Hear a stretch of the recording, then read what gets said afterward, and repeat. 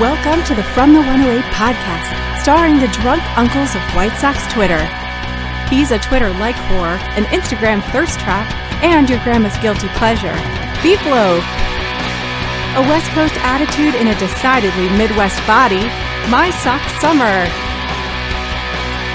And your host, he's sharing obscure music thoughts to give you time to hit the bathroom, Terezi E.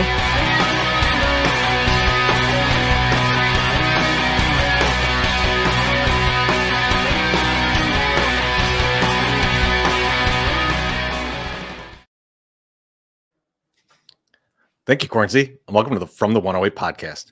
Get ready for some baseball, beer, and bullshit. And remember the drinking rules. If Beef Loaf says allegedly, or that he wrote a blog about that, you drink. If My Sock Summer comments in the chat, you drink.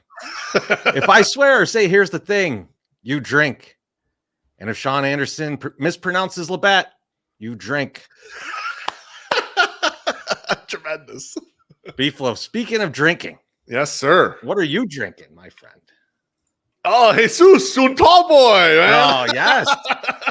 I'm drinking the Sox Ale, Sox Golden Ale, Goose Ale and Sox. Nice. Golden Ale. I'm also drinking.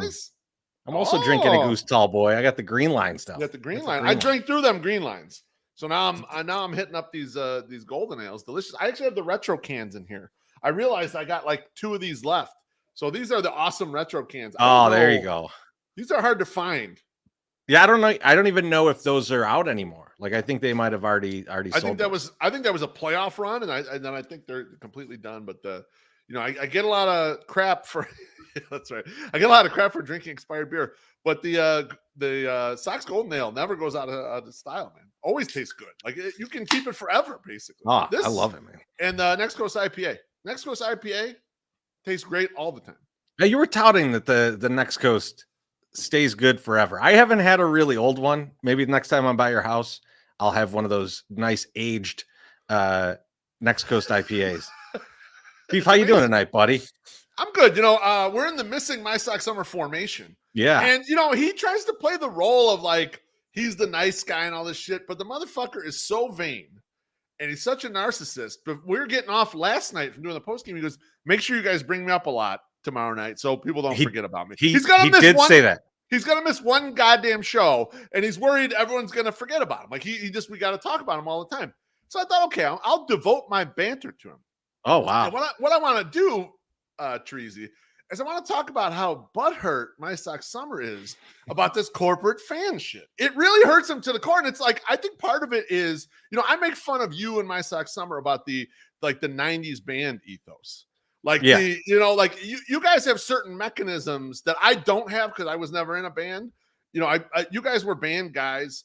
I was not. So I don't have kind of that mechanism. And so even the thought of the selling out shit really hurts him badly. It doesn't do that to you anymore, but it kind of hurts the guy, So Beef, yeah, it's funny, the selling out thing. When I was 15, 16 years old, you remember I was like, these guys, they're on a major label now, they're fucking sellouts, Exactly. and then you got to kind of think about what that actually meant, right? And look, there are bands that went to major labels and then sounded completely different than they did before. Right. Go listen to some Sugar Ray in iteration. But for the most part, bands would go to major labels and then it would just sound like they didn't record in someone's bathroom. That was right, the difference. I was like, a little more professional. I kind of snapped out of that once I worked in the music industry and was like, oh, well, yeah, when you're on one of these small labels, there's no fucking money. So, I guess guys don't want to tour 347 days out of the year. So maybe they'll bump up to the next thing when they're ready. And let me refute this one comment before I continue here. No SPF. I was not a French horn guy. I played basketball. Okay, I was an athlete marginally. I mean, I was on the bench. I wasn't good or anything, but I played basketball through high school. Anyway, so to get back to my point, a few years back, I was just thinking about this from the standpoint of bias, right? So the idea of corporatism is about bias, right? You're biased by the money you're receiving or the brand power that you're supposed to be protecting or whatever. A few years back, I wrote a blog on Fromthe108.com, and I basically talked about bias, like kind of fan bias. And really what I was doing in that blog, if you could read between the lines, is I was busting balls of the Future Sox guys, okay? No offense against them. I like all of them, and everyone that we've interacted with from Future Sox are great.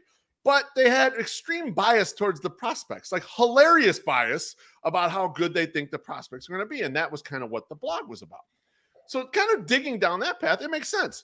Your Future Sox, and you really, I really believe in this, this prospect. Well, yes, that is along the lines of kind of corporatism right there. Okay, makes sense.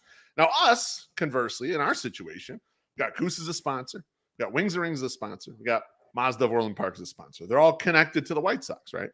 So in theory, if you hear very positive White Sox thoughts from us, you might get the same idea of corporatism.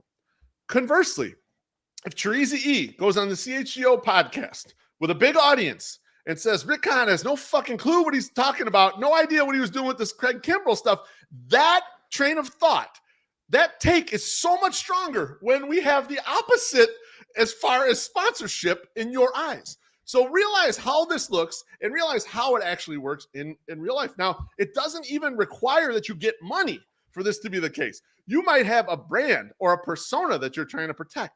If you always act exactly like that brand or persona per se, and your takes always follow it, well, then they get watered down and people don't believe them. But if you go across your interests, like Treasy did on that podcast, and like we do regularly here, we have Sox-related stuff.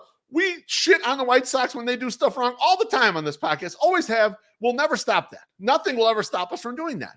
That's strong information right there. And so that's something to remember when you see stuff like that. Just look at who the sources are, what their biases may be. And if they go against them, you got something there. You got a real thought there. So even though I think MSS is being a big crybaby about this, and I would never worry about it myself, to flesh out the point, I think you can realize that you as the fan, you as the consumer of these things, you realize when someone's giving you an honest take or not. And that's what we do here. We always give you an honest take. So it doesn't matter who's paying our bills. We're going to tell you exactly what we think. And if the sponsor doesn't like it, guess what's going to happen to the sponsor? Treasy? They're gone. They're gone. Even if you just looked at our beer takes, My Sox Summer trashes Oktoberfest no matter who makes it. Both of our sponsors have given us Oktoberfest, and My Sox Summer has complained about it each time. Yes. And when he saw me drinking it the other day on this show, he talked about how disgusting it was. It was a Goose beer, all right? They pay us. We don't care. We're going to give you the truth. How about that? All right. So as funny as I think all that stuff is, just as you, the fan, or you, the person listening, you know this already. I don't really need it to it, but I just like fleshing out points sometimes. And I've been listening to, some books. I've been listening to my, I listened to Anti-Fragile this week, Treasy. So I got it up in me. I want to flesh out some points here, So. I like that you're like, I listened to this book this week. That book is like 17 hours long. I got into it, baby. I just, sometimes you get in a zone and you're cranking out spreadsheets and that shit. Treasy, how you doing, baby? I'm doing great, man. I'm off to Nashville tomorrow. I'll meet up with My Sox Summer down there.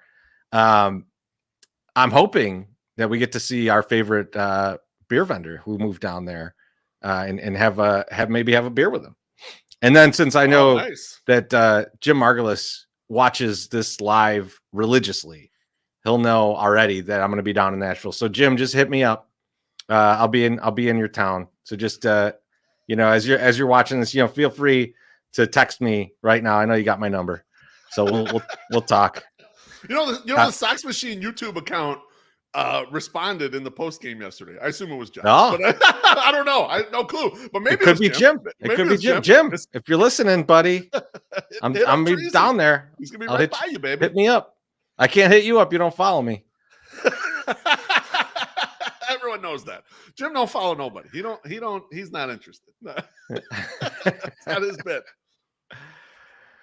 All right. Well, I guess with My Sox Summer out of town, it's on me to pay some bills, huh? Do it, baby. Let's do this. Baseball is back. And what's almost as important as the actual game? The pregame. And there's no better place to pregame than 3434 South Halsted, your friendly neighborhood Wings and Rings. Located in the heart of Bridgeport, Wings and Rings knows the deal. Get you fed and watered before you go to the game. With a full menu and a full bar, Wings and Rings is forever the right call before the game. Looking for a place to watch the tournament? Wings and Rings has you covered. With nearly 425 screens, you'll never miss a moment during the madness. So swing by, call, or order online. Wings and Rings is there for you. 773-579-9464 or online at wingsandrings.com. Dude, My Sock Summer gives me that read. Yep. 425 screens is in the read. No way. I mean, each table would have to have 5 screens on it for that to be the case. Did he mean 25 screens? Like I'm even trying to envision 25 screens there. I think he meant it as a joke, but okay. I don't know. I loved it. Awesome. But hey, man, we got a special guest tonight. So you're damn right we do, baby. I want to bring him in. And so he's the host of Locked On Sox and CHGO White Sox, as well as a connoisseur of aged Canadian beers. He is Sean Anderson. Sean, welcome to the show, buddy. How's it going, guys? What's up? It's so great to be here. Honestly, Sean. This is an honor. Thanks, guys. I'm sorry you're locked in your closet right now. I mean, it opens pretty easily. Okay. I can get out. I'll be honest. I'm a little jealous of how huge Sean's microphone. I'm having a little microphone envy. I gotta be honest, Treasy. Well, right? I'm an older man, and my microphone isn't get that big anymore. I'm sorry. I get upset. You know. Yeah. Look at that. I got nowhere near the girth. Great, you know. It used to be white too. Now it's black. Well, with age, it happens. Well, and also, I mean, well, you can't go back now. It doesn't help too with the phallic nature of the windscreen here. But I thought it worked a lot better in my closet than having it set up down here, especially because I have like a card table holding up my computer. It was pretty tough to do the thing because I also am pretty animated with my hands, so it ended up sounding like banging on the table, which would then just make the podcast sound shittier. But yeah, no, I got pink for my windscreen because fuckers used to steal it at 670 The Score. They're not stealing a pink one, you know. Oh, I like that approach. That's a good approach right there. Very smart. Sean, what are you drinking tonight, buddy? I'm drinking straight, normal Coca-Cola Zero Sugar Cherry Vanilla flavored. This stuff. I like this is a fine admire. Yeah. Oh, this one delivers too. And you know, you see the thing with I think it was Brianna Stewart, the WNBA player. It was like, do you want the new Coke or the old Coke? It was like, you know, full sugar, 240 sugar, you know, Coke, or the Coke Zero. I don't know which one she picked. She just walks away. Like she just, you know, one gets dispensed and she walks away. It was pretty anticlimactic, but I'd go with the zero sugar, you know. I always felt like the fans are loving you so much. Carrie's the worst. That dude was in my DMs when he's up against Sock Chick. Please endorse me, retweet. It would help. It would mean so much. Oh, and now he's flipping you off. And then I'm going up against Unprotected Socks, and he votes against me. Of course, what a turncoat! Like a Jordan Love gif and everything. Oh, it broke my heart, Carrie. It really did. Let's put this back up there. That's the face right there. 14-year-old Carrie. That's the person we're shitting on. It's a great picture. God, man, he's really, man, he's pissed at you, Sean. Look at this. Wow. I don't believe it. I believe Sean. I don't believe you. Carrie. Release the screenshots, Carrie. Come on. Yeah, that's right. Hi, Roxy. How you doing? You got the DMs. You didn't delete them. Incredible. Who knows? Does he still have the same account? You can never tell these days. Might get burned up. Yeah. Did Billy advance? I missed your guys. I haven't watched the recap. Billy won. Billy made it. Wow. Billy beat Janice. Yeah. That's crazy. Big. That's a huge victory. That's a huge upset. That's a huge upset. I mean, that's the #1 overall seed going down to just Billy. I mean, honestly, he's a 40-year-old man named Billy. I mean, that's rough. Who's on his 30th account? Yes. He's on his second account of the tournament. All right, everyone. My Sock Summer's in the comments. So you got a drink. He commented. What a jerk. I almost want to do the ad read again just to let him hear it. 425. How many times did that take you? That to record that? Yeah. Or did you just do that in one take? I did that in 2 takes. Congratulations. I try to do the reads in here. Maybe it's just because it is a closet. There's not a lot of ventilation in here. But I try to do like all the reads for Locked On Sox. And I scream like after like I get 10 of them wrong. And my girlfriend's like, knock it off. I'm like, all right, I'll try to relax. But like I can't do it. A minute ad read is like the fact that I've been able to do a little bit of it on CHGO like live has shocked me completely. You do really well. You did it clean though when I was on lockdown. You did 2, and you did like feed-ins because you did the Bet Online one. It was like, oh man, we were talking something like close to gambling. You fucking slid right in there and did it. So I thought you did good on those ones. You know, you'd be fucking up otherwise. Maybe I made you feel more comfortable, Sean. I think so. I think having Vinny or having Chirizi or having you, in the room with me helps me, do my job. It's the Labatt. It's the Labatt. But Sean, to your point, the second ad read of the night, I had to rewrite from what My Sox Summer originally wrote because like there was some things in there that like my speech just doesn't work with that. Like my vernacular did not work with it, and I kept fucking it up. So I did it like 37 times, and then I was like, I'm just gonna rewrite this part because I can't say this. I have a sponsor in mind with a horrible ad read and a horrible copy, but I won't say it. But yeah, no, I feel the pain. I mean, but the problem is we get to write our own, and My Sox Summer writes shit that is impossible to read, even for himself. It's hilarious. He'll write out a great ad read, and it's like, did you practice this even once? Because you realize how hard this is, especially an hour into the show when you've been drinking, how hard this is going to be to read. And that's why we had to kill the second read. And now the second read generally is like a recorded, canned me begging people to sign up for our YouTube channel, which 1,200 of you have. So thank you. We need more because we're making like $1 an hour for each of these shows. But regardless, all right, it's brutal. I would never want to do that. Like I'm not good at that shit. I'm not good at any of this stuff. I'll be honest with you. Come on, Beef. Don't say that. I just provide I just keep the thing moving. That's all. How you do, Sean? Let's talk a little bit about your history, where you come from in all this. And I know you went to St. Xavier. And tell me about that time. And I know maybe were you doing some stuff with Buzz at that time? Yeah, well, so St. Xavier, and you guys were talking a little bit about corporate greed. You guys will remember those from the Colleen, ads you fucking see on White Sox games all the time. I do remember that shit. Yes. Yeah. So there's my corporate background, showing. But I went to St. Xavier. I went from 2015 to 2018. I worked at the radio station there, WXAV. I was the sports director and music director there over my 3 years, and at that time, I met this guy, Ricky Widmer, and he was a former program director at WXAV, and he started this YouTube channel called Most Valuable Podcast with this guy, Mark. And we ended up getting a group together. I think it ended up being like 6 of us at the most. And the last 2 to join were Buzz and Juice for like a month. Okay. And then Buzz and Juice got big, and they went to Sports Mockery and left us. So I knew Buzz a little bit. We did a couple things in 2018 for like the NFL draft. But yeah, we tried to do basically like the CHGO thing out of St. Xavier. And there was like rats running around in the background in our little recording room and stuff. It was fun. It was a good time. Man, I like Buzz and Juice together. Like and I don't think they really do that anymore. I was just looking at their like Twitter account for Buzz and Juice. I'm like, I don't think that they do much anymore together, but they're great together. Like they're hilarious. They have great chemistry together. Obviously they're friends, but I mean, still. Well, I mean, look at you two. I mean, like you guys obviously have known each other for a long time.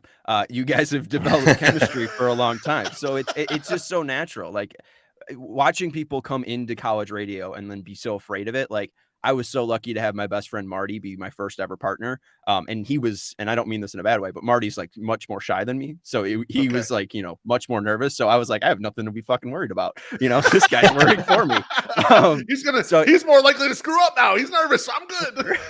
Right. But the most fun I've ever had is doing it with my friends. So it makes sense that, Buzz and Juice clicked because they were doing it when there was no money. They were doing it when it was just a hobby. And that's when, the best stuff usually comes. Tell me about, so when you were first in the 108 tourney, and so this was kind of my introduction to you, because Beef pays much more attention to every person on the internet, and like he was like, oh, we got to get this guy Sean in here. He's gonna be really good. I could tell he's gonna be awesome. and we put you in, and you did this Coach Dave thing, and we had talked later, and you were like, yeah, that was something I did a while back. I brought it back. Tell me about this Coach Dave character. So at St. Xavier, there was this guy I met, Tom Green, and he worked at the video department. So we did some, what up, Stokes, on a 25 milligram edible. Thanks, buddy, for announcing that. That's what he's on. He's not drinking shit. I feel like Brandon Stokes is always on a 25 milligram. I just, every time I'll see him in the concourse, I'm not kidding. I won't say a word to him. We'll just go up to each other and give each other a hug. Like that's how I do with Brandon. Good dude. It's a friendly dude. So I did radio calling of like the basketball games and stuff, but for football, I ended up doing like SXU TV. And through SXU TV, me and the previously mentioned Ricky Widmer did like the pregame shows. And our producer for that and filmer and editor was Tom Green. So I busted out the Coach Dave thing because I was walking around, I think it was Lincoln Square. I popped into a costume shop, and there's sitting on this rack a Rangers like Little League jersey with the back. It said Coach Dave and number 13. And that I wore that thing out to smell like so ratty, and like I would not give it up. I tried putting it in the freezer. I tried soaking that thing. It did not work. And Coach Dave unfortunately died. But during one of the SXU pregames, we were like, I'm going to do Coach Dave during Halloween. So I shaved, had a mustache only, and claimed that I was disheveled Coach Dave from the Evergreen Park Baseball League, who was also from Hackensack, New Jersey. And I talked in like a horrible Chicago accent. It wasn't fleshed out, but then I knew Tom was funny, so I gave a shot. I gave a shot with me and Tom doing it. So we ended up doing it for the 108. It was a little bit different than the SXU football pregame, though. Now, Sean, you're mentioning awesome. A lot of stuff at St. Xavier sounds like it was college radio related. Did you do any ad hoc stuff that was just sort of your stuff, or like you riffing like podcast style more than, hey, we're doing a post or pregame show, or we're doing something specifically related to this thing? Yeah, so I had both. I did the SXU where I was sports director, and I got the chance to call like NAIA Division II games. We had a national championship team that runner up. But they went to the national title. So I got to call a national title game with Phil Bridges of soccer Twitter fame, of fire Twitter fame, and then Mike Rankin of The Score. We had a pretty damn good team. I got a grudge against Mike, so we won't. No, good. But, that corporate bastard from Future. Yeah, no, he is. Yeah, no, he's on my shit list. He's so corporate, man. But I think. Yeah, I had St. Xavier, which was SXU WXAV. That was more like normal radio stuff. But then Most Valuable Podcast, like we do that every day basically. We did a weekly podcast called The Fast Break, where I thought I was an NBA draft expert. We got like a pretty decent amount of like views on those stuffs. Like our mock drafts would get like 40,000 views, which was like holy shit. Oh wow! But we used to do that. We used to do like live streams and stuff like that. We used to like stream us gaming, like playing Madden and answering fantasy football questions. Yeah. So along with WXAV, I was also doing Most Valuable Podcast for like those 3 years, and then I did Most Valuable Podcast a little after college too. Oh, nice! Damn. And then I left him to go be corporate at The Score. I was gonna say, so then you go to The Score. So tell us a little bit about your how long were you at The Score? I could probably tell you. I started. My first day was the Cody Parkey. The first Bears Monday after the Cody Parkey game was my first day at The Score. So January 7th, 2019, and then I left January 16th, 2022. Is that the year? Okay, so like 23 years. Yep. So yeah, about 3 years. Yeah. So awesome.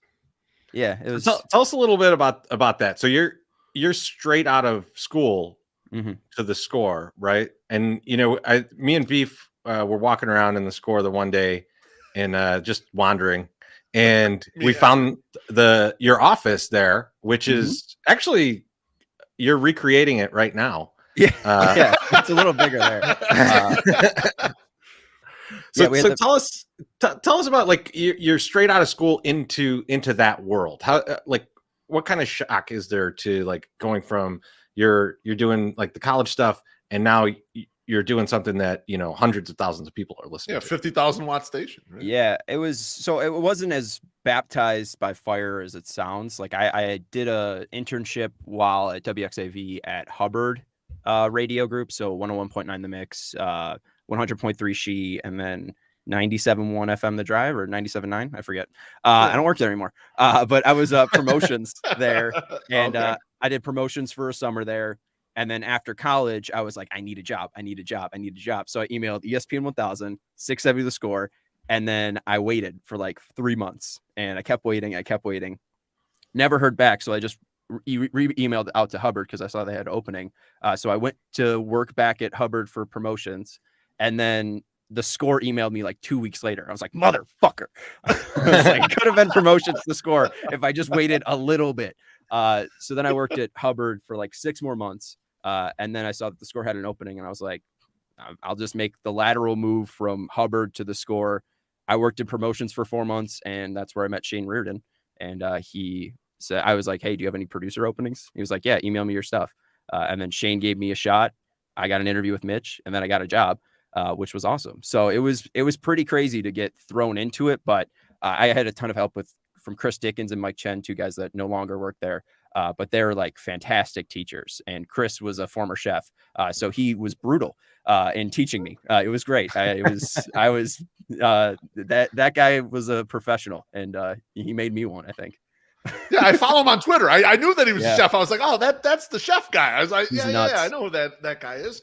Now you're going in there, you're a producer, but you know your heart is in doing the content, is being the on-air person. So when you're in there observing, so you're getting a chance to kind of interface with these people and produce shows or being in and around the shows. So like, what did you learn from like the on-air personalities? Is there any tidbits you took from them, or lessons that you learned from just how the whole thing works, or anything in particular content related?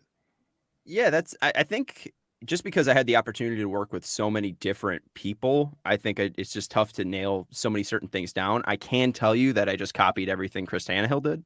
I literally just tried to mimic that dude, and it worked. Good idea. You know, one of the things that Chris Dickens and Mike Chen told me was like, when you fill in for Tanny, don't try to be Tanny.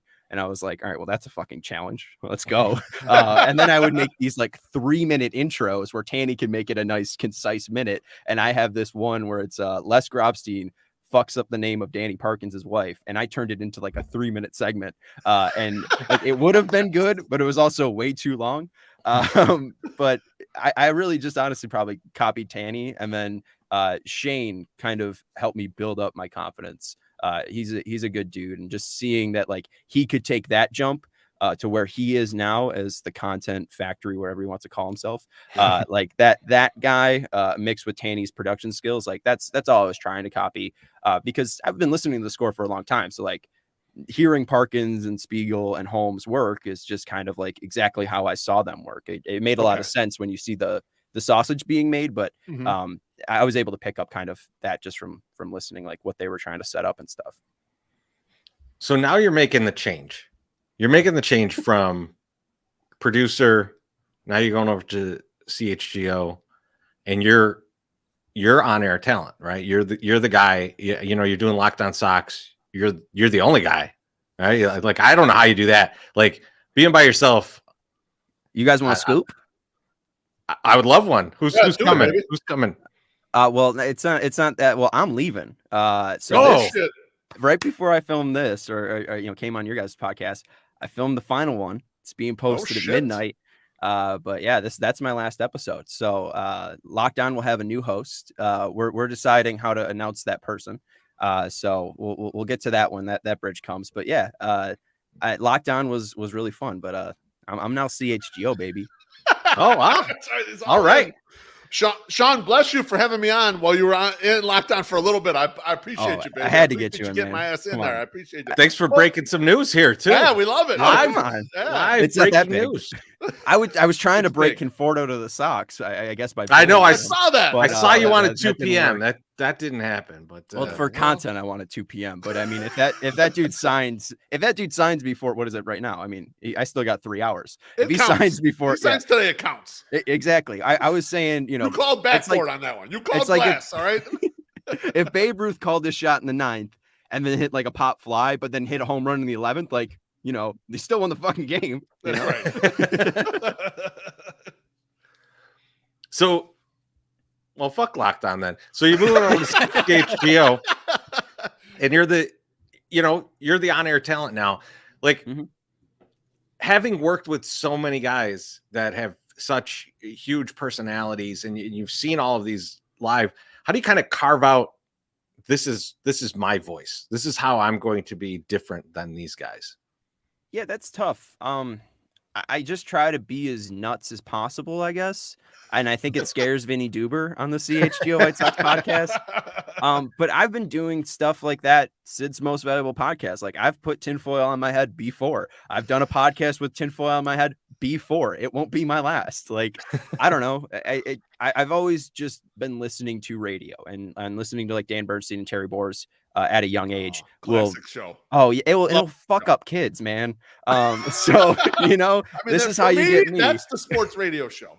Especially like the last 4 or 5 years, it wasn't as good as it was kind of in its prime, but that was the show, man. They were so funny and so on point and so thoughtful. It was amazing. And I think maybe a part of that, like, that's why I kind of like CHGO, is because the whole identity is trying to go down to the fans level. And I think that, Boers and Bernstein did it in a different way. But Yes. they weren't afraid of any caller. They weren't afraid of any thought that was going to be brought up, which should be the case. Like, why is my thought more important than anyone else's? It's not. Like, I just have thoughts. So, I'm not afraid to share them, and I want to be entertaining with them. I've always been entertaining myself as an only child. So I guess I've just always found ways to do that. So as long as I'm laughing, I guess I hope other people are laughing. Well, that's a great way to put it, man. I like, and by the way, I turned on the show today and saw you with the tinfoil hat on. And what's great is because I'm catching it live and I'm catching it in the middle, no explanation. No explanation whatsoever. I tried to explain it, and it took 20 minutes. You know what, Sean? Was like, no, you have to go into this. I'll tell you what, though, man. Like, I don't know. It spoke to me. I looked at it. I was looking at my TV. I saw you with the tinfoil hat on. I was like, yeah, I could fuck with this. This looks good. Thank you. Sorry, we made the right choice to invite him on when you saw that shit, right, Tracy? I was hoping mainstream right there. I was hoping it would be even bigger by now. There'd be like an actual duck in the. Well, so we were literally on air, and or we got off the air, and our producer Lawrence mentioned, like, yeah, you should have done it as a goose. I was like, fuck, that would have done great numbers for the 108 tourney that I got smashed in by UPS today. So yeah, UPS is tough, baby.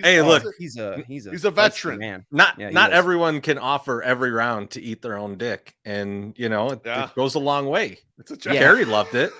Gary obviously loved it. I couldn't take the Gabe content that was given to me. Like, Gabe was on my side, and I still lost.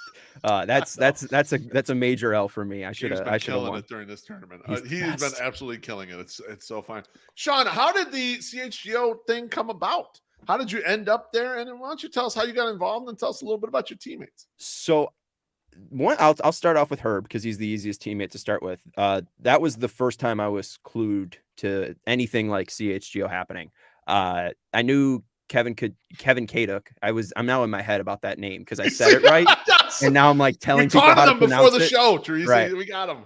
But Kevin Kaduk had the midway minute, and he announced that he was leaving, but he was going to announce something. I was like, oh, that's weird. But I really didn't look into it because I was like, whatever. I didn't know Kevin too much, but I was just like, good for him. I'm excited to see where that's going to go.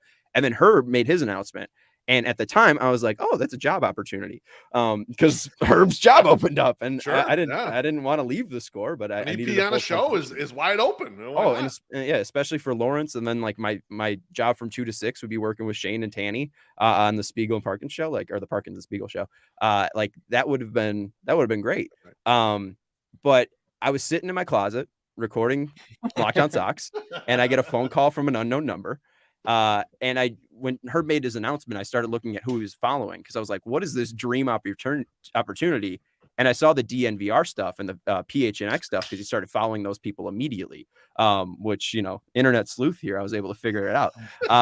So I had an idea that was starting, but I wasn't going to be like, hey, Herb, can you give me another job? I was happy for Herb, and fate led it to happen where I was doing Lockdown Sox, and my guy Jake from CHGO called me and offered me a job, and I didn't apply. and I would, it just fell right in my lap. So very, very lucky for that opportunity, and lucky for a guy like Herb to speak up for me, because I know he did.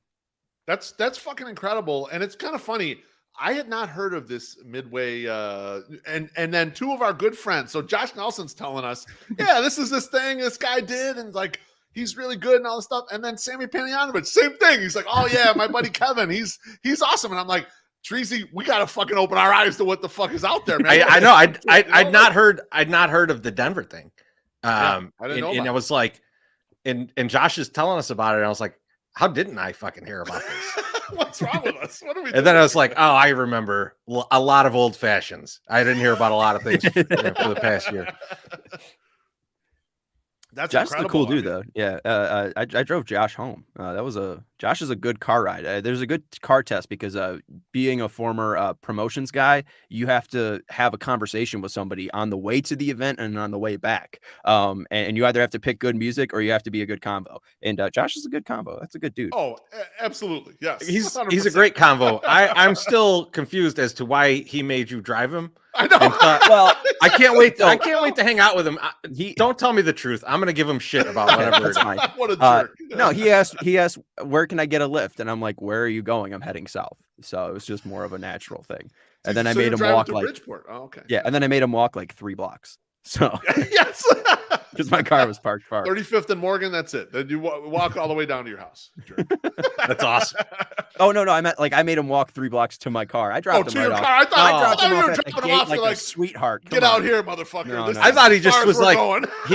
he pulled up on the expressway on like Pershing and was like, fuck out of here, man. Right at guaranteed rate. I know that's in Bridgeport. You Yeah. can find your way home. It's the best you can get.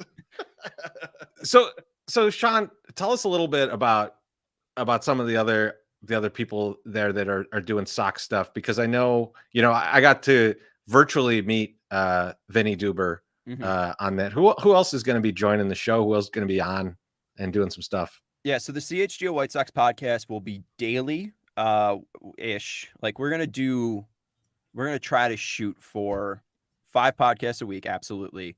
But during the regular season, it will be like pregame shows and postgame shows. So we're aiming for a Sunday through Thursday schedule. That might change for I know the Yankees play on the weekend. We're not going to cover, if the Sox are playing Cleveland, we're not going to fucking cover the Cleveland series. I'm sorry. We're going to cover the Yankee series. So we might switch things around like by a week basis, but usually we're aiming for Sunday through Thursday. And if there's a game that day, you'll have a post-game reaction from Herb and I, and Vinny is a part of our team. Right now, he's going to be on every podcast until the start of the season. But he'll be traveling to Detroit and he'll be at every home game. So he might be going to get quotes because there's no Zoom. So he can't be doing it from the CHGO studios. So he'll have to be there getting those quotes. So mostly through the season, it will be pre and post game shows after every game, or at least 5 a week. And Vinny will be writing for the site, allchgo.com, where all members get access to all of his work. There will be some of his work that is, behind not behind a paywall. He talked to Tim Anderson and about Jose Abreu's future. That's not behind a paywall, but most of his articles will be behind a paywall for members. But on the podcast, all that stuff will be free. You can go to see it, Spotify right now, type in CHGO White Sox and listen to our podcasts that right now are happening Monday through Friday. But it's me, Herb, Vinny, and I know Janice, who's doing the CHGO Sky podcast and has been on this podcast. She'll be contributing to the Sox beat and the Sox podcast. We'd love to have her on, but she's got a real job. So we'll let her do that and be busy with that. But whenever she's free and she's able to come on, we'll incorporate her in.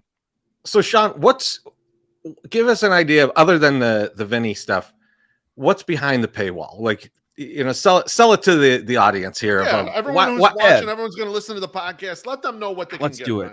All right, so you'll get the great written premium articles from Vinny Duber, names like Adam Hogue, maybe, I think. I don't want to promise him, I think. Will Gottlieb from the Bulls, Jay Zawoski from the Chicago Blackhawks. You're getting written coverage for every single team. The Cubs by Ryan Herrera, who's a great young star. You'll get premium written content for all members. When you sign up to become a member, you'll get a shirt, and you get to choose whatever shirt you want. The Sky one's sick. The White Sox logo that you guys included on the thumbnail that we have, our Brawler socks, that one's sick. I'm getting one that has the CHGO logo on the flag right here on the chest.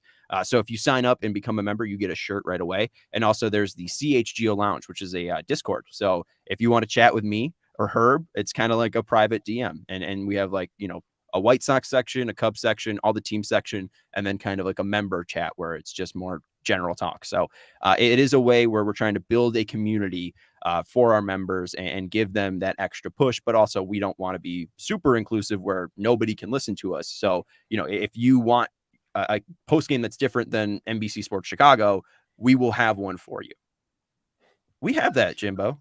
We have stickers and thongs, weirdly enough. They'll come out soon. Sean, when I had heard about the Discord, I really liked that idea because I don't take advantage of this. I probably should, but I subscribe to Joe Sheehan's newsletter, and he's got a Slack channel. And so anyone who subscribes can get in the Slack channel and talk to these people or whatever. I'm just like set for time, and I probably should do it. I would like to do it because I like Joe's work and everything. But I like that angle. Like I feel like it's kind of like us, Treasy. People can come and hit us at the ballpark. They know exactly where we're sitting. They can come say hi to us, tell us how stupid we are about our ideas. And Sean and Herbie are leaving themselves open to do the same thing in the Discord. I really like that idea as an approach for building community. It's people who have a little experience building community. Yeah, I mean, Herb and I specifically, sorry, Tracy, but Herb and I specifically, like, we're fans. Like, again, like, going back to the other point, like, my point is not that much more important than yours. I just happen to have a microphone. I have no issue with giving you a microphone or giving you a keyboard and expressing your thoughts through my microphone. Like, it is just a way to, try to reach the community and get to the fans level because, that's who wants the content, and that's who I want to make content for. Yeah, absolutely. And it also keeps you in touch with what other fans are thinking and what's interesting to them. So one of the parts is like, what are they into? What do they want to know? Like and you're a great resource. I mean, I was commenting to Treasy when we were driving home after the show is like, you on that show, you're the driver, of course, and you do a great job at that, but you also kind of play analyst too. I mean, I notice that you play analyst as well on that show, and it's tough to do, like, Teresa can't do it on our show. I gotta cover for his ass. I can't do it even if I wasn't driving. It's tough to do. So it's impressive. I like that approach. I like the approach of building community because you keep those long lasting relationships. You kind of keep people in there forever. You're not trying to hit the flashpoint of, oh, there's big news, so we'll get a blog out there real quick and it'll get a lot of views because the Sox made a big signing. These are long term types of things. Right. Absolutely. Like I've seen that with Locked On Sox too. Like all the people that started calling into Tanny and Herb, like they supported me when I was, basically nobody, at least in my Sox content creating career. And the fact that they stuck by me and still were writing in and calling in like that. I want to hear those people because, those people are supporting me. It's like, I have no one else to turn to besides the people that I know on Twitter and that I have built relationships with already. And I wouldn't have that any other way. I'm glad I'm not just being put in here because I'm a talking head, but because I can hopefully relate to people. We're all trying to figure that out in life, I think. In general, yes, I would agree with that. There was a question, Beef, that you put up about is the 108 going to have an OnlyFans? We have one. We actually have one. I set it up because I was like, it would be hilarious to put the Sunday soaks on OnlyFans. That's the response. Roxy's like, is that not the Sunday soak? But yeah, but like it was to release like photo sets from the Sunday soak. Like five photos of you guys like posing. And Sean, we had the idea to do the after scenes. We were going to do after scenes where we do like a short video where one of us is sitting there where like we're in a row, calling off and talking about some shit, and we've never kind of gone through with it. We really should do it. Yeah, I mean, like my original idea was to put some of them up on Pornhub, but then there's like three bears in a tub, right? Yeah, 3 bears in a tub. It was a lot more complicated than I thought to get it there. Yeah. And then like the OnlyFans thing, it's a pain in the ass to kind of upload those and like do it. And like I would still want to do it for free. Like I'm not going to make someone pay to watch me in the tub anymore. Allegedly. But yeah, like with YouTube, it just goes there. Like we can just stream it and it's there, and I'm just like done with it. That's You guys awesome. saw like a week ago when we did it, I couldn't even fucking end the soak. So like, shit, could you imagine me It's doing too more wet. after having as many beers as we do in there? So I could, yeah. Teresi, I could remember K-Fids coming when he came into Chicago, and then him and Father Zoe and Yumper and all those guys are in my backyard. We're all talking or whatever. And K-Fids is like, oh, you guys should do this and this and this. And we're like, with what fucking people? It's us three in the tub. Then we got to get out and turn the goddamn thing off, man. This is DIY shit, man. We ain't got a camera person back there or a tech group. This is us idiots filming this shit. Like, what the hell? Where did K-Fitz fly in from? Where was he coming from? Vegas. He's from Vegas. Oh, is he? Yeah, he lives in Vegas. Oh, Well, I he had no lives- idea. Yeah, he doesn't talk about it ever. He's a Vegas guy. Not ever. Not once. Never. That fucker didn't vote for me once. Oh my goodness! You know what, Make Sean? putting Don't video. feel bad about it. Let me tell you something. No, Don't feel bad about this. Because when he did his videos last year, and I'm making a rundown, he never sided with me. That asshole never was on my side. And I know how these guys are. All right. I know how these guys, Mailman Jack voting against me. Listen, I see how they do. You can't let that bother you, man. You just got to keep rolling. All right. So Don't let K-Fitz these has haters bad get at taste, you. is what we can say. He's going for an angle there. All right. You know what? He likes you, but he's trying to shoot an angle there. That's his approach. No, I don't know if you saw his video. K-Fitz too. His Back to the Future video last night on their podcast. It's incredible. Was fucking hilarious. Like, I missed one it. of the funniest things out there. Incredible. I was pretty drunk at that point because I was. There he is. He endorsed me and I lost. That's what I'm saying. So jerk. Beef, last night we did the after show, and I had one of those laser brains, and I had 2 left in the fridge, and I was like, you know what? I'm just drinking all these tonight. And those are like 10%ers. And so by the time like we got to that point in the Pinwheels and Ivy, I was already pretty lit up, and I thoroughly enjoyed that in that video. So Sean, I'd recommend giving it a spin, but right now I got to give something else a spin, and that is this Goose Island ad read. Goose Island has some delicious beer that you can find at your local bottle store or even the Jewels. We all know about the Black Friday Bourbon County release, and 312 Day is just passed. But did you know that Goose Island also has 2 tap rooms in Chicago? Yeah, they do. And you should get your ass over there and try some of that limited shit that is always fresh as fuck. Goose Island has 2 tap rooms, one at 1800 West Fulton Street and one at 1800 North Clybourne Avenue. If you want to just drink, hit up Fulton. Hungry for a smash burger? Head to Clybourne. Both tap rooms feature the best beer Goose has to offer. So take an afternoon or an evening and enjoy yourself. Goose Island beer. It's Chicago beer, baby. Treasy, before we move on to the next segment. So Gabe is up in the comments. He says he's no longer voting in the tournament. Okay, that's fine, Gabe. Don't vote in the tournament. That's okay. But I would like you to campaign against unprotected socks. Keep that going. That must continue. We all need that. You have to keep doing that. Keep posting pictures and making fun of unprotected socks, even if you don't vote in any more polls. All right, please A Packer fan cannot win. That's right. I agree. I love it. All right, so let's get into a little bit of that. What do we call it? Baseball talk. Ooh. So the Twins, they went out and signed Carlos Correa, and so I don't think I've seen the actual official contract yet. But what people are saying it is 3 years, I believe, $105.3 million. $35.1 million a year. So he's the highest paid per year infielder in the league. But there's an opt-out apparently after each year for him. So that's the contract. The overall Minnesota payroll is somewhere in like the 130 range, I believe. So this is like a quarter of their payroll that they're putting towards Correa. Guys, are you concerned about the Twins after making this move? And Sean, we could start with you. Absolutely not, just because their pitching is not deep enough at the current moment.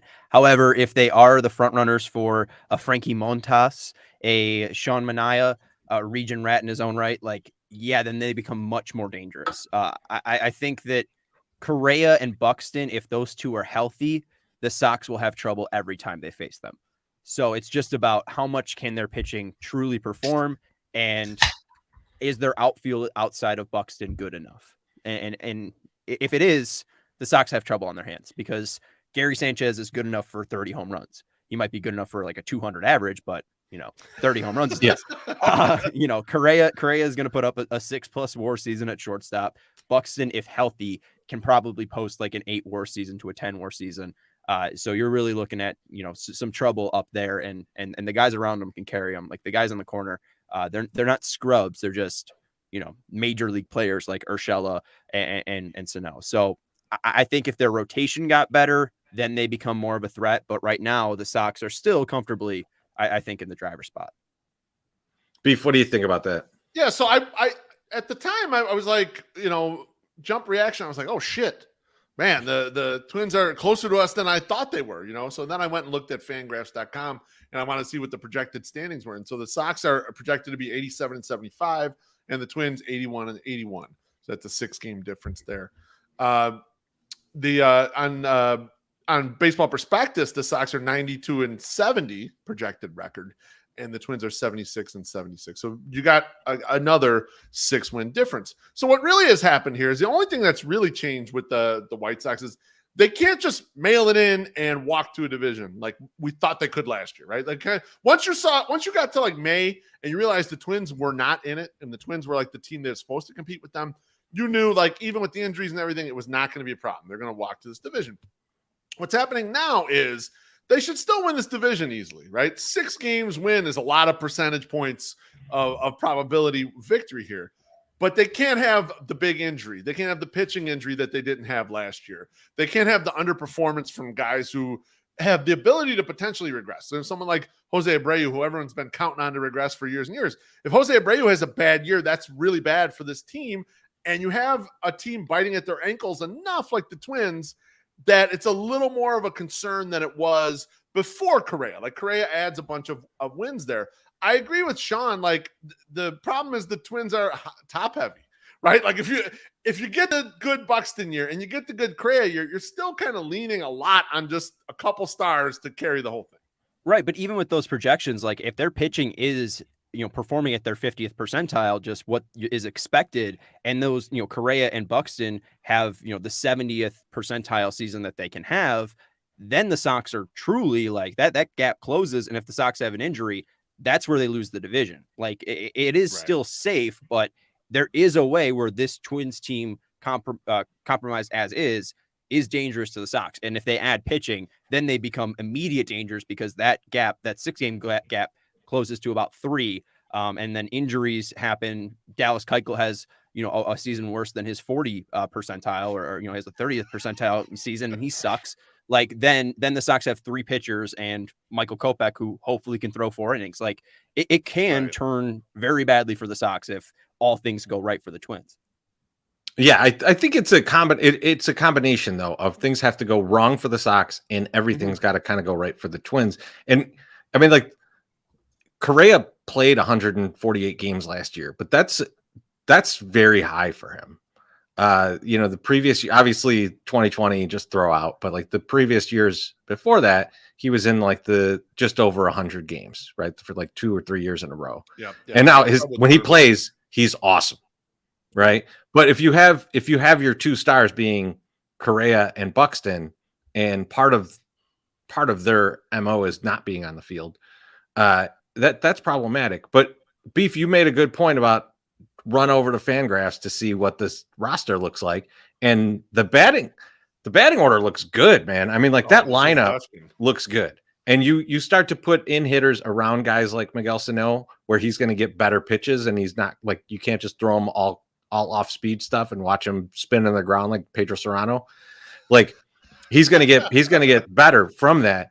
But the pitching, I mean, like if you look at Fangraphs, they're not projecting any pitcher except for the closer to have an ERA under 4. Yeah. Right. I mean, and that's every pitcher on the staff. And then you lose Dobnak for at least 60 days. Maeda's starting on the 60-day DL. I don't think he can even come back anywhere near like maybe the All-Star break would be like the earliest you could see him. I think he had Tommy John in September. So I mean, like, Yeah, he like did. So he's likely to miss the whole year. That's right. So I mean, you're counting on Sonny Gray and Dylan Bundy to be the top of your rotation, but that's not good, right? I mean, like, say, isn't that your guy? That's my guy. It was my guy when fine. he was cheap. Okay, when he cost nothing, he was my guy, and then he turned out he was good. And then once he was good, he stopped being my guy. I was like, no, I'm out on this guy, and then he sucked after that. One point, can I follow you up a little bit here, Treasy? And Sean had mentioned this about Correa turning in a 6-win season. You know, what's interesting about Correa is you mentioned the durability, Treasy, and it hasn't been there in general. Okay, he's a good hitter, but he has gained a lot on defense. Yeah. And some of the key on the defense there is positioning more than range, right? He's got the great arm, but in Houston, he was flagged by Alex Bregman at third, and then he had Jose Altuve on the other side. And it was a lot of the positioning gave him a lot of his advantage as being like an ounce above average monster or whatever. You kind of wonder if that'll follow through with the Twins, or if he's going to regress a little bit just from different philosophy, different people around him playing defense. You know, it's tough to isolate individual defense and really realize like kind of who's who. It's kind of still a team concept that gets cut into pieces. Statistically, it's very difficult. So I wonder if he loses a little bit there as well, because he's not as rangy as you might like, even though he has a great arm. That's very possible. You know, so, you know, if they're looking at, I think we all pointed to. Can I jump in on the defense point real quick? quick? Absolutely. I honestly think that the Twins will be fine defensively. Urshela has proven to be, a glove, if anything. Like, the surprising thing was that he was serviceable with his bat in New York. So I honestly think that him and then Polanco's second. His best position is second. So I honestly think, Correa might be hidden, just as much as he was in Houston, and not hidden, but at least helped. And I think Rocco Baldelli too. He's shown that he's more of an analytical guy. So I think that they're going to be using the shift to its full advantage in its last year. So I think Correa might still be fine, the defensive monster that he is. That's actually a great point, Sean. I appreciate you bringing that up. That is a great point, because he is going to, you're right, he is going to have those defenders. I didn't even think about that. And Polanco moving from short to second improved his defense so much more. He's like, hey, the guy's not really a shortstop, but he is good at second. Right, but it's a great point to bring up, though, because Bregman is a shortstop playing third base, and Jose Altuve is a Gold Glove. It's absolutely a fair point to bring, but I do think that the Twins have proven, especially with their new manager, that they are going to try to put their guys in the best spot every single at bat. Yep, absolutely. And my sock summer is the whiskey has got him. So just in case you guys are wondering, he followed that up. Tracy, did you see what he followed it up with? He said. Yeah, you're go ahead. You are also fucked, Beef. I got it. Yeah. He goes, I'm fucked. There he is. Yeah, I love it. Once StreamYard gave controls to more than one person, this got out of control. It's better because we put more comments up because we can both watch it, but sometimes that happens where we fight over one. So guys, I was thinking about this. They add Correa. They put $35 million.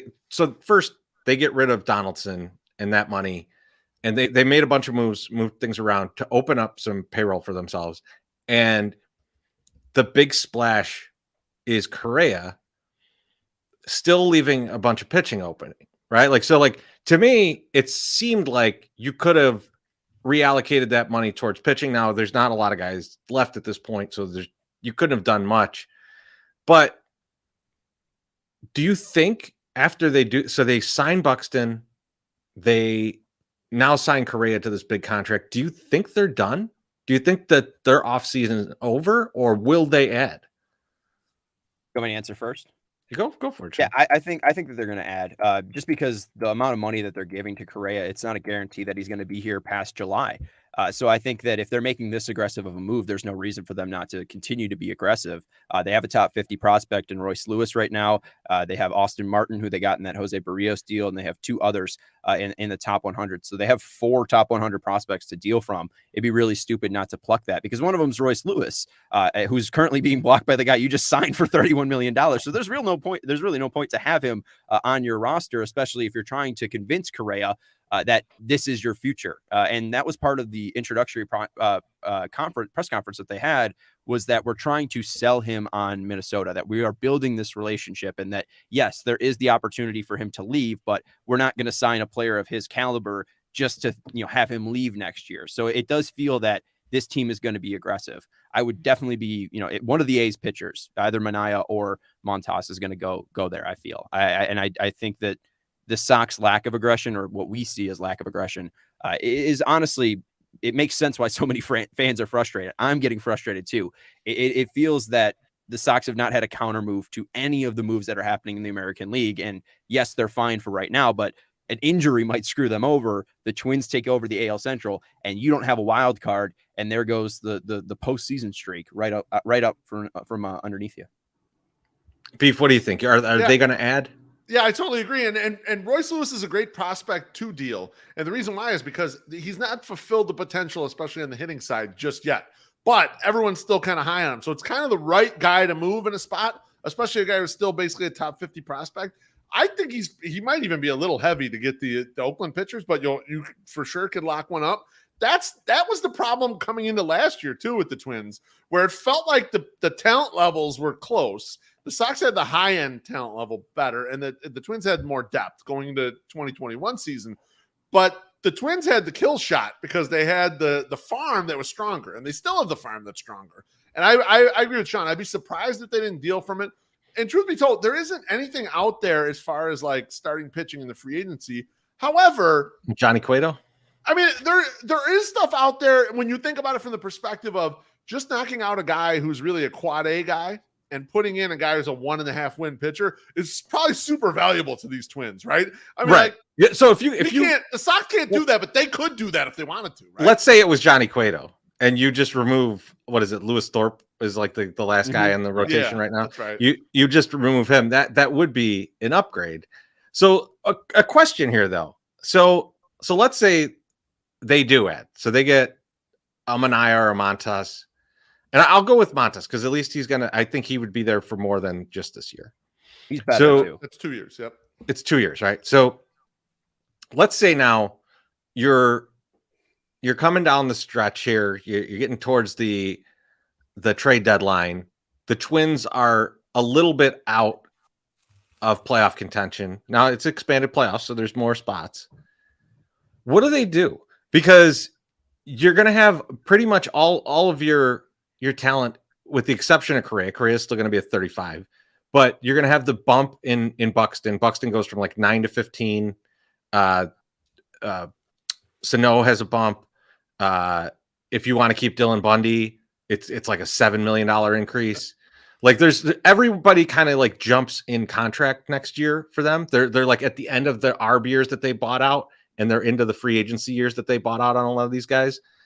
But then there's guys like Rogers, who's going to be a free agent after this. Gary Sanchez is going to be a free agent after this. You've got guys that are coming either to the end of the contract or bumping their contract. What are the Twins going to do in that situation? Are they going to say, fuck it, we're all in and we're going to try and sneak into the playoffs? Or are they going to unload? And if they unload, what does that mean to their kind of future with Correa and with other players? Sean, what do you think? I think it depends on truly what position they're at. I mean, if they're in a similar position to the Braves, I think they might still add because, again, they still have Carlos Correa. I don't think they want to lose him in 2023. But, again, you also have a very valuable trade asset that you can easily restart a rebuild in Carlos Correa if you want to flip him at the deadline. But I get it has to be like you're 10 games out. Or there's a pretty substantial lead here, or Buxton's injured. I mean, that could be a huge sign too. Right. If Buxton goes down, there's no point in keeping Correa. So I think that they can add to the pitching fairly easily. I think that they will bolster that rotation before the end of the year. And again, if they're in the hunt still, I think that they'll be aggressive because it feels like this might be the only year that they get because Correa still might opt out at the end of the year. Buxton needs to provide that he's healthy.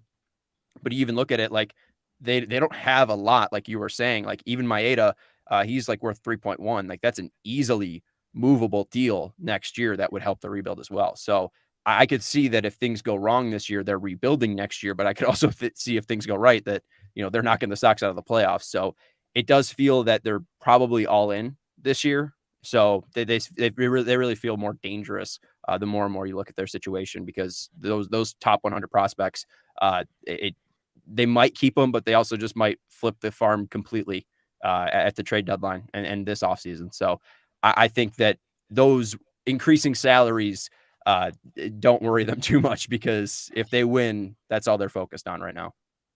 Beef, what do you think? I think I would suspect that they would Cardinals this shit. They would just add like depth starters and because they did build around Buxton, basically. People were like, what are they doing? They're giving Buxton this contract or whatever. I don't think they're giving Buxton that contract to trade him. I think they're giving Buxton that contract to, you know what? We can always kind of field an okay, decent team by patching this thing in free agency in each offseason. That's what they did in the prior couple offseasons. How quickly we forget. They had a pitching factory. They were pulling in guys, relievers like Sergio Romo or Toast or whatever, and the guys came in and were great. I mean, they kind of still have the same group there. It didn't work out last year, right? Everything hit the fan last year, but it wouldn't surprise me if their approach was similar in that they tried to build around a marquee player like that, hope that they get good health out of that player, and then just patch it kind of every single year. Well, one of the other signings this offseason was Kevin Goldstein of Fangraphs. And he worked with the Astros for a bit there. And that's what their edge is they're not going to always have a high payroll unless they're being aggressive like they currently are. And if not, they're going to try to find every other way to win. I mean, the Twins are a nagging, smart Minnesota, well-run franchise, and they always have been. So, no, I absolutely think that, a turnaround might be quick just because they have Buxton. It doesn't feel like they want to let him go, because he's either going to be a superstar for them or he's going to be hurt. But, this is a guy that we took a shot on because we liked him and we've liked him his entire career. So I think it's more of them like staking him, their claim is like, this is our guy. Maybe not in the same way that Maurer was, because obviously he was Mr. fucking Minnesota. But in the same way, like this is the guy that you are always going to look up to be a Minnesota Twin. Yeah, and Buxton's contract has monster upside, right? Yeah, we've known him to be nothing but hurt. But if the guy happens to start staying healthy, I mean, they're going to cash in tremendously on that. 15 million a year for like the rest of his life or however long that contract is. So cheap if he's healthy. And I think they've put themselves in a good position for the trade deadline, because let's say they are doing well. There's room to add. There's guys they could add, but also let's say they're not. Right, you can get players at the deadline that can play next year, right? Like you could get guys that are on the cusp for your players, especially if you're dealing a closer, you're dealing a guy who's going to be like a catcher / DH, and now there's DH for every team, so it opens up it opens up who you can trade to. Sano's probably in the same boat if they were to think about trading him. He's a replaceable guy, so like if they do end up in the situation where they're like, we're kind of out of it, people have been hurt, they could probably convince Correa, like, look, we're making these moves, we're selling off, but it's to be good next year. Yeah, I think the thing with that though is he'll just opt out and then ask for more money, and that might push them over the edge. So that's true. If they have a bad season, he's opting out and taking the biggest payroll. Like he talked about loving Minnesota, but he also told his wife, like, all we do is watch our son and watch movies. We could do that anywhere. Let's just get paid. So that dude is fine if Minnesota's not paying him after this year, as long as he's getting paid, because he's got Scott Boras on his side. So that's his MO. So I understand your point that the Twins can make it look attractive just because of their front office. But also, I don't know if they have the payroll to keep him on their team. So that's why I'm getting the feeling that they're all in. As long as he's going to be a quarter of the payroll, it's tough. It's tough to ever convince a guy that we're building around you here. And if he gets injured, then hey, maybe that $31 million a year sounds nice and sounds like good security. So with his injury history, I think that's the biggest part of the deal, is that he gets at least 2 years of security in case of an injury. Right. That's true. It's a good point. Call. All right, so on to the Sox part of this. Should the Sox counter this move? Sean, what do you think? I feel like you already alluded to yes. No, they're fine. They're great. Did you guys see, hey, just a side note, did you guys see Carlos Rodon today? No, No. I didn't. No I didn't one, get a chance no to one see it. did. Oh yeah, No. no one did. Yeah, I they didn't weren't see it. broadcasting the game. But he struck out 4 Sox in 2 2/3. And the home run that he gave up to Eloy was off a changeup. And I'm like, well, Carlos, that's your worst fucking pitch. So were you even trying out there? So Just helping Eloy out. yeah, no, they let their big offseason signing go to San Francisco for a nice big fat check, and good for him. That's true. That's I'm true. still pissed off about that. And I was wearing a tinfoil hat today because I thought that Michael Conforto was going to sign with the White Sox. I think that dude's signing this weekend. That's for sure. I'm getting the vibe that he's gonna sign. He's got to sign soon. He's going to start losing money off that contract. Yeah. Yeah. I mean, if someone's offering him 4 years, $90+ million, they're not going to offer that on April 7th. They're not going to offer that on April 8th. And it just goes down from there. If you're waiting until July 17th, you're getting a 1-year deal. Like, if that dude wants long-term security, he's signing this weekend. And Tracy, you predicted pillow deal for him way back. I predicted, beginning of the offseason, you're like, he's going to take a pillow deal. And I was like, no way. He's getting deal? 5 years. Just a 1 year deal. 1 year. Reset his value. I said he'd get like 1 in 20, 1 in 25 or something like that from a team. And I thought that's why it would be very attractive to the Sox. Like the Sox would not want to go to the 5-year, $100 million range. They would be comfortable going high 1-year deal and say, you're our right fielder this year. And, prove it out there. And then they have no commitment to the guy.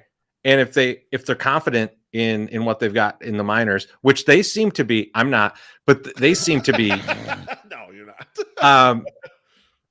Then this would be perfect. So that's the deal that I could see happening. And if they're getting to a point now where no one's giving that much interest that he's not signed, although you never know. You never know that this could just be a guy, playing the market and going like, we're going to run out of right fielders. So yeah, someone's got to pay this. My theory is that the Sox have had the best offer on the table since November. And the reason that there's no rumors of a team being interested is because they cannot beat the offer that the Sox made. But I think that it is contingent on him getting vaccinated. And I think that's why the 2-week thing's real. And I'm not trying to advocate for anyone, whatever. I got vaxxed. That's fine. We don't have to touch the topic. We're drinking beer. But at least analyzing sports, I think that this is something that the Sox have clearly been that's important to their organization. It feels from what I hear, I don't know if I hear it loudly or clear enough, but I think that people have concerns about Kendall Graveman. I think his mind might have changed, so that might prove that the Sox are looking to bring in people who are vaccinated. So I think that there is credence to the fact that the Sox have had the best offer, that it is contingent on his vaccination status, and the reason that there's no rumors from Scott Boras and his crew is because they haven't gotten a better offer. So what the fuck and they don't want to leverage? And they don't want to talk about that. Right. I mean, they don't want to talk about his vaccination status. It makes no sense. Look at the right fielders, the left fielders, and center fielders. Your best option, if it's not Michael Conforto, is Dexter Fowler. My guy, your guy. He's like our age, Treasy. I mean, can't they tell Conforto, hey, look, dude, we'll just give you the Johnson & Johnson one. It doesn't actually do anything anyways. So it's basically a placebo. Just take Don't worry, just pop in there. I mean, it seems that honestly, if we're thinking about it monetarily, and there's a offer on the table that you make $20 million a year, but you got to take this, or you make $15 million a year, you don't have to do shit. Shit. I've already said many times I would do steroids to be in the major leagues. I'll take any shot. Right. Give me $5 million extra. Give me, shoot me with whatever. That's right. Trevor Story did it. Trevor Story got paid $140 million and said, hey, thank you very much. Thank you, Boston Red Sox. Can't wait to terrorize your monster and get the vaccine because I got 6 years of security. And he's going to play second base, at least so that, short term. Yeah. So that was the funniest thing. So Trevor Story was like, I've turned down 9-figure offers because I want to play shortstop. And then the market kind of showed itself and was like, okay, there's a few places you could play shortstop. You can't make 9 figures there. And he was like, I will play there temporarily until Xander Bogaerts dies, I guess. I mean, I don't know what the Trevor Story is there, but like he definitely just turned that shit around. Like, yeah, you give me enough money, I'll play wherever the fuck you want me to play. Right. I was reading the Joe Sheehan newsletter, and he was showing how like over the last several years, Xander Bogaerts is one of the worst defenders in baseball, like by outs above average, and then Trevor Story is one of the best, and how they really should switch them. But it's like a keep the clubhouse happy deal, and he's like, I'm not smart enough to know if that makes sense, like to keep them in the other spots, but still, one guy's really bad and one guy's really good at shortstop, and they're leaving them the wrong way. Well, yeah, because Xander Bogaerts is going to get booted off the team next year. So He's gone, right? You guys 1 tanked year. my value and are kicking me off the team. Thanks. Like, thanks for no long-term security and driving my price down. Yeah, no, I Xander, like, I'm not too worried about the Red Sox just because it feels like the Red Sox like are either cursed or like they're going to win the World Series. So Yeah, I think that's now is how they either do. probably the perfect time to bet them to win the World Series because I think that they're cursed. So hey, Red Sox, enjoy your 2022 World Series. That sounds great, actually. So we've talked a lot about the Conforto adding, but is there a pitcher that you guys want to see get added to the roster? Because with the expanded rosters, it's not unreasonable to have another starting pitcher, at least until May when they cut Dallas Keuchel. So, Sean, Keep dreaming. is there a guy out there either through a trade or through free agency? There's not much left in free agency that you could see the Sox going, you know what, we're going to take a chance on this guy. Not really, just because I think that the tea leaves are showing you that they've spent the money on the bullpen. The bullpen's full, and Tony has told you that they're not going to a 5-man rotation. And it makes sense that in the extreme circumstances of a shortened spring that they might use that. But I think if you see a 6-man, you're just going to see more Reynaldo Lopez because that's what the 6-man was last year. I would really be shocked if they added more pitching. And that's what I tweeted out. And then James Fox like blew me up in the replies and got like, fucking 12 likes on what I got 4 likes for because he's like, no, they need starting pitching. Like, yeah, I know they need fucking starting pitching. I said that they wanted Carlos Rodon. I went out onto the balcony and screamed, son of a bitch, that they didn't sign him. Like, yeah, I know they need more pitching, but they're telling you that they're going to use a 5-man rotation and that they love their bullpen. They just spent 27% of their payroll on it, and they're not going to add more to that. I think that if they're going to add anything, it's the offer that they have to Conforto, and outside of that, they're done. I would like to see a trade. Like, I'm on the Keuchel train, but I think that you hear what he's talking about, and he thinks that his back's going to be healthy this year. He wants that extra $2 million. I honestly think that the Sox are going to at least, honor their commitment to him, that they signed him to a 4-year deal and let him roll and see if he's healthy. Because if he's healthy, they could probably make the argument that they're going to get the 2020 pitcher. And, his ground ball rate was up in 2021. So as long as he's able to get that, he's an effective pitcher. Outside of, when he's not letting up a ground ball, it's a fucking home run. So, it is a tough spot. But I think as a White Sox fan, you need to lower your expectations because they are telling you that they're done. Just to be clear, Sean, I was not saying Keuchel would be gone through a trade. Oh, yeah, yes. It was more of like, you're never getting to 160 innings, my friend. Goodbye. I think they'd be happy if he got to 160 innings because that means they can worry less about Michael Kopech. And if he gets to 160 innings, that gets them into the postseason. That's all they're worried about. And if they have 4 pitchers that they can trust in Michael Kopech, Cease, Giolito, and Lynn, that they're fine. They kicked Keuchel out of the postseason roster last year and they made it. They're thinking that the roster's good enough as is. I would love to see Dallas Keuchel not in a White Sox uniform. He's going to be in a White Sox uniform till the end of the year. 100%. I would love to see him in a White Sox uniform pitching well. That's my dream scenario. That's my dream scenario. But like he threw a great game against Tampa in June that we were at the ballpark for in the middle of the week. But I gaslit myself thinking to that he struck out 9 in that game too. I was like, damn, Dallas Keuchel had a good game striking out 9. Huge game against them and against a really good team. And it's like, right. Oh wait, can that come back? And it's like, then you watch the last couple months of the season, it's like, oof, that was brutal. Though the back thing is, to me, is interesting, right? Because there's guys that will play through a lot of shit, right?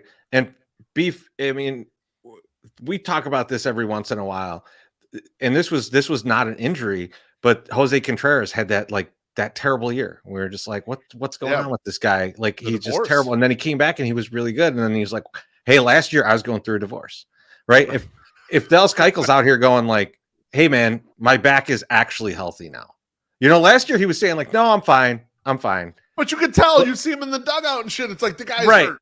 And it's like, okay, so if he's telling the truth now, who knows? His back might still be like in Joe Creedy land. But like Jake Taylor's knees. He might. Yeah, exactly. I'm fine. I'm fine with 5 piles of ice on it. Like he might need a bacchiotomy. I don't know. But like if it's truly healthy, that could be a very different thing. That could, like, he could actually be, and I'm not saying he's going to come back and be amazing, right? But if he comes back and is a 4th or 5th starter on this team, that's really fantastic.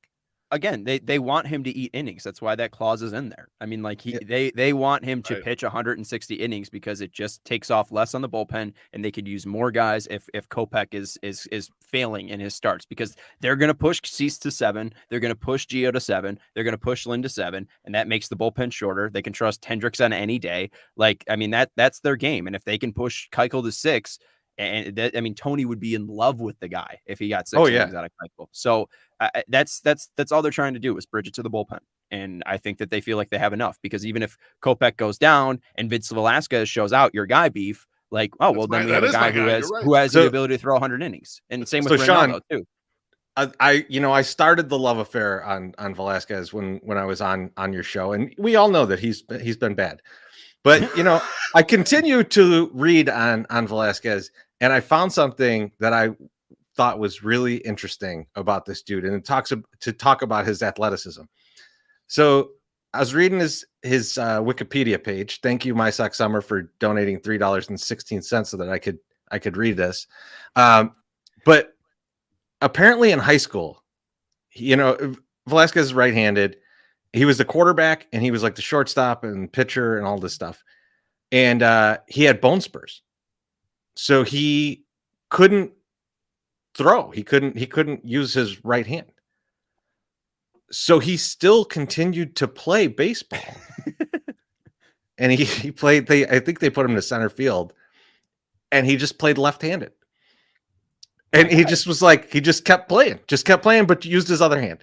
Like, that kind of shit is ridiculous. And that's the kind of thing, like, where it's like, this doesn't mean anything, but it also makes you go, I kind of like this guy. I kind of think that he can figure things out. Like he can figure out how to get through the problems that he's had if someone just gives him a little bit of direction. Right, like Anthony Goose, is that his name? The guy who just was like a top prospect as a fielder and then just turned into like 100-mile-per-hour flamethrower. Like, yeah, no, I love the unkillableness of Vince Velasquez. It is interesting, just like he is a great athlete, but like his velocity is going down. So it's like, is he out of juice? Which could be possible. Like, it'd be great to see Ethan Katz, Lazarus him and bring him back and have him have this successful season. But I do just wonder that, the zip isn't there. He's not there. Maybe, the whole fresh scenery thing can brighten up his day, because he's got an effective fastball.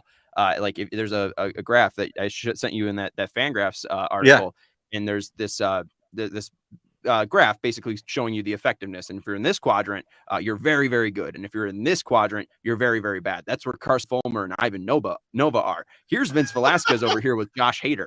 So like, there is something there that I like that the White Sox saw data wise and are going to try to get out of him. So it's going to be interesting to see like his pitch count too. Like, what is he throwing? How is he throwing it? And if he can develop anything with Katz and hopefully Lance Lynn too, just because of his fastball dominant nature. So it's interesting. I like guys who can be gritty. He'd be a great grinder rule guy. But to me, I don't know if I can put too much stock in it. I have more stock in Kyle Crick than Vince Velasquez. It's an attractive it's an attractive free roll bet to me. Like, I mean, it's $3 million at the end of your roster now, which is a 28-man roster. Like, It just feels like, I mean, this is Treasy. This is like the gambler in us. You have to take some of these upside plays, and especially if you really believe in your pitching coach, right? There's no reason not to take these gambles. And I saw a lot of people like trotting the narrative out there, like, this is not a finishing move for a World Series team. It's like, fuck that. Every team should make these moves. If you think your pitching coach is worth a shit, you bring in guys who you think that they can make something out of that is less than their current market value. The Dodgers signing Freddie Freeman is a finishing move, but them picking up just a crap of ton of relievers, and same with the San Francisco Giants. Like they picked up Scott Kazmir and gave him a shot. They could do like Vince Velasquez is truly nothing at this moment, not in a demeaning way, but like right now, he's not a harm to this team. He is just Vince Velasquez. He is in the bullpen, and let's see what he can do. It would be great to see him have a revitalization in his career. But like you said, this is what good teams do. It's just there was no Michael Conforto move for the Freddie Freeman move. It's just here's Scott Kazmir, here's Vince Velasquez, here's Kyle Crick. Let's hope this works because we can't see Ryan Burr pitch anymore. Beef. You mentioned the gambler. You mentioned the gambler in you. So let's get back to the Twins and Correa. And so it's the night Correa signs. It's overnight, like that we hear about this. What time is it? Like, what time was it when you heard about this, Beef? It was like 3 a.m. So on weekend nights when we're not at Sox and at home, I'll do like I have like a wraparound couch. So I'll do sofa sleepovers with my daughter, and we'll watch movies and we'll pass out on the couch. So I wake up to an alert on my phone. It's like ESPN or whatever popping up, and it's like, Carlos Correa to the Twins, and it's like, this doesn't make any sense or whatever. So I'm like, I'm still foggy. I get on my computer. I'm like, let's just check Twitter. And one of my BFFs, Jeff Passon's also reporting. It's okay. I see the blue check mark. It's okay. This is the guy who made fun of me, my ass. It's not triple F, Jeff. It's no. It's regular Jeff. Guy who's giving me shit, who I've DM'd with a little bit, not to brag. And so where my mind goes immediately, Treasy, and this is how me and you work. Okay. My mind is like, I'm going to pointsbet.com and I'm going to see what the AL Central Futures bet promo code is. 1080. Promo code 1080. I'm going to check out what the futures bet was. And it was plus 900 to win the division. I'm like, well, they're adding a 6-win player here. So this has got to be wrong. So I pound that number. And I tell you guys in the 108 chat the next morning, like I double checked my phone to make sure it was still there. Like, okay, I did actually bet this shit, And so when I looked this morning at pinnacle.com, Pinnacle's got for the AL Central, they've got the Sox minus 200, so the Sox are huge favorites. But the Twins are down to plus 400. So very positive EV bet plus 900. I'm feeling good there. The question for you, gentlemen, does this make me a bad White Sox fan? Because immediately I thought I'm going to capitalize on this money. The second the Sox are hurt by a signing, I'm going to go bet on the other team. Absolutely not. You're trying to win money. That's all that matters. I mean, if the White Sox don't win the AL Central, you need to get some solace someplace. Money helps that, Beef. No I have no issue with you doing that. If you're calling your shot, you're calling your shot. And even if it's, based on you trying to win money because it's a good deal, I got no issue with that. I was up because I'm usually up at like 12:50. I saw it, and Jeff passed the notifications on your buddy. And I was numb, but not in the way of oh my God, I can't believe this. Just like, it's 12:51. I can't deal with this right now. I'm like, oh great, good for them. I'll figure this out in the morning. Yeah, I'm hanging out here, Jeff. Don't ruin my night. Exactly. Yeah, Beef. I say you're fine. I say you're fine. So for me, like, I can very much separate. I have no problem separating fandom from gambling.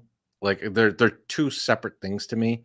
And I guess that Beef, we're probably a little bit different because we spent so many years doing like arbitrage, doing the arbitrage, and I would be betting on soccer games that I was never going to watch, exactly. Like right now, I'll take good price at this. I'll bet it. That's fine. Right now, I think Houston's probably playing right now in the NCAA tournament. I have a huge future bet on them, and then I've also hedged it with the Arizona bet today.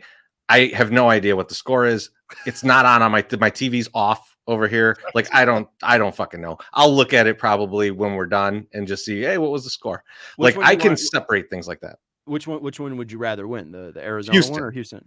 So Houston, you'd be happy right now. You'd be happy. So right Houston, now. I had a $1,000 free roll bet with one of the sites I signed up for, not PointsBet. So I'm not going to promote whoever it is. But I was like, when I get those bets, what I do is I do it right before the NCAA tournament. And then I take a team who's maybe a little bit underseeded because they're going to have way longer odds. I bet that. And then if they make it a few rounds in, I start hedging it back. right? Like, so I have the $1,000 bet on them at 33-1. So you could start hedging that back as soon as this round. And so I have a small bet on Arizona, but if Houston wins, hey, we're looking pretty good. Maybe I get, next round. I don't know who won earlier, if Villanova or Michigan, but like, we'll see. Nova. Okay. Yeah. So I'll probably still be a dog in the next round. So like I'll have to bet on the favorite. But it's how I handle the tournament kind of every year, since now there's a new book coming out every year, which is it's nice because you get these kind of offers. Yeah. But yeah, so we'll see how it goes. But honestly, yeah, I had no idea who's winning, or really, I'll wait to see. And with that too, like I'm betting against the White Sox. Like the fact that they didn't sign Kyle Schwarber, I'm betting that he's hitting the most home runs this year. The fact that they didn't re-sign Carlos Rodon, right. I'm betting him to win NL Cy Young, or some prop of him having. You want to go in on him in the Schwarber shit, Chris? Is that what you're gonna do? Yeah, Sean, I think we know 74 bets. We know who's going to hit 74 home runs this year. Are you saying Schwarber's going to hit 75? Is that your bet? Yes. Well, if he was in guaranteed rate, he'd be hitting 75 with the park factors. I was trying to get that out on Twitter. They wouldn't listen to me. How dare you? I love it. So, Beef, you're a bad fan. That's it. Congrats. The comments got my back, I think. If the White Sox lose the AL Central, it's your fault. As long as the Tigers don't win, I'll be happy. That'll be even worse. It's the Royals. You don't have to worry about Cleveland. If you're betting on Cleveland, you're wasting money. Anyway, you do not have to worry about Cleveland. They're going to trade Jose Ramirez to the Twins any minute now. No, please don't. Please, Toronto. How dare you do Toronto? I am interested to see where Jose Ramirez goes. It feels inevitable, but I'm interested. I hope National League. Sox traded for Cesar Hernandez, Connor Pilkington. I mean, I love Josh Harrison, but if Jose Ramirez could play second base, sign me up. I'm not against adding to this team. Are you willing to send Kopech or someone they might actually want, or not? I mean, you got to send Vaughn, right? Like, yeah, Vaughn's the guy that you have left that you could trade for someone like that. Probably. Yeah. I mean, it's probably too high of a price tag for us. Connor Pilkington would have been in that deal, but we had Cesar Hernandez. So, yeah, unfortunately. Too bad. All right, Sean, I think that's the end of the topics right now. Is there anything you wanted to talk about, or did you want to? Oh man, did you want to get the hell out of here and stop talking to us? Oh, absolutely not. That's not my vibe. I'm just trying to think of what else I could talk about. No, any good movies I should watch? I usually feel like I'm behind in movie watching. I mean, any movie ever. I probably haven't seen it. Like I have seen Shawshank, but like, try me. I probably haven't seen like something I'm really missing. Your ballpark. Well, I mean, I always have to ask this one. Have you seen Spinal Tap? No. Oh, okay. Yes, absolutely. I'll crank it up to 11. I'll do that. Watch Spinal Tap. I mean, like, it's never disappointed. Right, and so you said your girlfriend was a horror movie fan.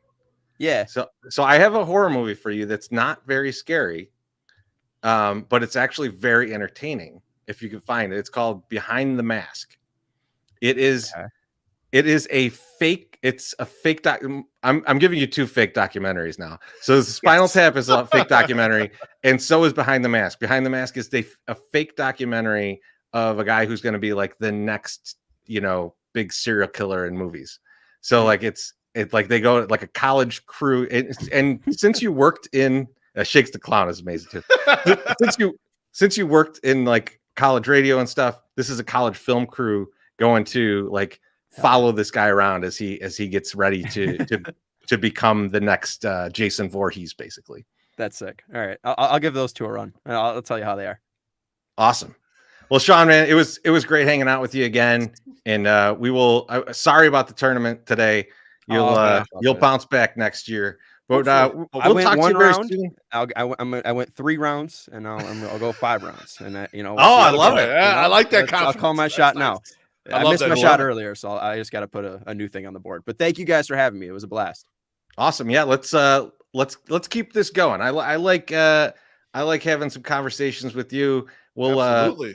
we'll keep going throughout the season. I look forward to it. And you killed it on the CHGO podcast. So I mean, we got to have you guys thank you. back. You got to, You know, I bring think you so. guys back. Got to get My Sock Summer Absolutely. up there too. So Oh hell yeah! You know, we're all very handsome, and I think that helps when we Exactly. do on film stuff. So that's yes. good. Oh, the sexiest crew on Sock's Twitter right here. It's the biggest thirst traps, man. I mean, it's just kind of obvious. They all know it. I Everyone's avoid mom it is 'cause it'll into just, us. yeah, it'll blow up the internet. You know, my brand can't handle that yet. I got to build it slowly. That's true. Sean, thanks a lot, man. We will talk to you Thanks, very guys. soon. Beef, that was a lot of fun, man. That was A lot of awesome, man. fun. I love talking to Sean. Sean is like the driver on that show, but then he's a depth of knowledge, man. I told you, he does the analyst stuff too, and he had a lot of good to thoughts. talk about. Absolutely, A lot of good It was thoughts, great. man. I really appreciate the guy and coming on. And I know he's done he was doing podcast in the middle of the day. He did an episode of Locked On, and then he's still like, I'll do an hour and a half with these assholes. With you That's guys, fine. exactly. These two idiots talking out of their ass about Vince Velasquez's great year coming up. Beef, why don't you give me a few thank yous before we kick it out of here? Absolutely. I'm going to give 2 thank yous today, and it's the 2 108 members that moved on in the tournament today. That's King Nam and that's Bruhan Luke. Great job, fellas, man. I love seeing our group, our family growing like that. And I love seeing you guys showing out and getting tons of votes from all these people out there. It's awesome work. Yeah, I mean, I've got two groups that I want to thank. So first, I want to give a huge thank you to all of you who are going to vote for me tomorrow and get me past Alyssa Bergamini. And then also thanks to, there's been a bunch of people who have already bought tickets to the Barren Plains show on May 21st at G-Man. As a guy who's been in punk bands and now in instrumental bands for a good portion of my life, advanced ticket sales is new to me. So I truly appreciate that you guys are out there doing that. It feels great honestly, it feels great to see people say like, I'm in, I already got my tickets. That's fucking very cool. So thank you all for that. I appreciate you.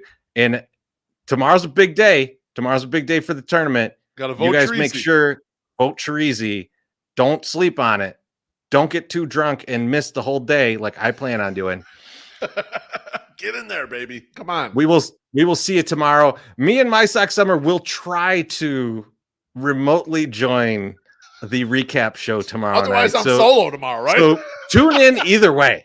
Because either you got Beef all by himself trying to figure shit out, or me and My Sock Summer very annihilated in Nashville. So thanks, everyone. We'll talk to you tomorrow.